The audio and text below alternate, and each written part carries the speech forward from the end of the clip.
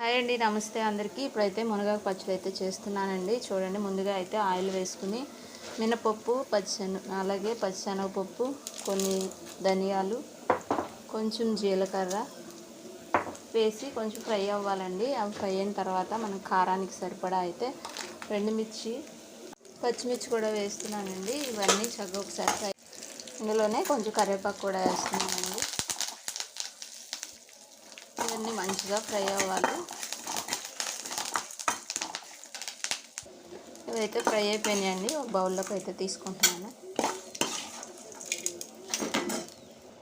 ఇప్పుడు ఇందులోనే మునగాకు కూడా వేస్తున్నానండి.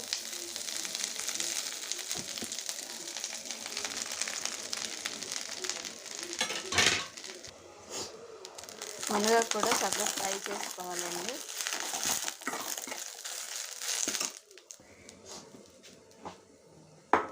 ఇది కూడా రెడీ అయిపోయిందండి. పక్కకు అయితే తీసుకుంటున్నాను.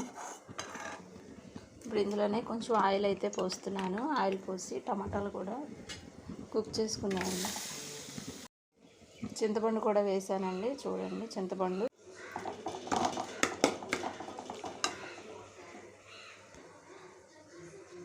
ఇప్పుడైతే మిక్సీ జార్లో వేసుకుంటున్నానండి. చట్నీ అయితే ప్రిపేర్ చేసుకుందాం. 2 వెల్లుల్లి డబ్బులు వేసానండి. అలాగే టేస్ట్కి సరిపడా ఉప్పు. అయితే కారం రెడీ చేసుకుందాం. ముందు ఇలా నలిగింది కదండి. ఇప్పుడు ఇందులోనే మునగాకు కూడా వేస్తున్నాను.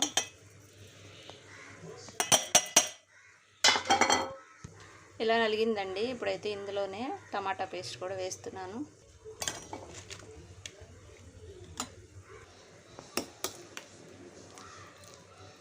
చూసారా, ఇలా అయితే రెడీ అయిపోయిందండి. ఇంకా ఒకసారి మొత్తం మిక్స్ చేసేసి ఇంకా పోపు అయితే పెట్టుకుందాం.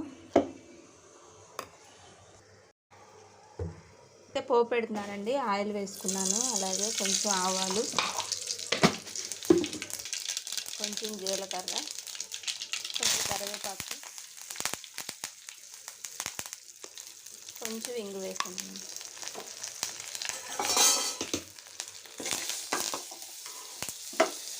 ఈ పోపులో అయితే వేసేసి పచ్చడి అయితే కలిపేసానండి. ఇంతేనండి, టేస్ట్ బాగుంటుంది. ఇది చాలా హెల్దీ అండి. మునగాకు తీసుకోవడం చాలా మంచిది. ఇంతేనండి. వీడియో నచ్చితే లైక్ చేసి, షేర్ చేసి, కామెంట్ చేయండి, సబ్స్క్రైబ్ చేయండి. మీరు కూడా మునగాకు పచ్చడి చేసుకుని తినండి. టేస్ట్ అయితే చాలా బాగుంటుందండి.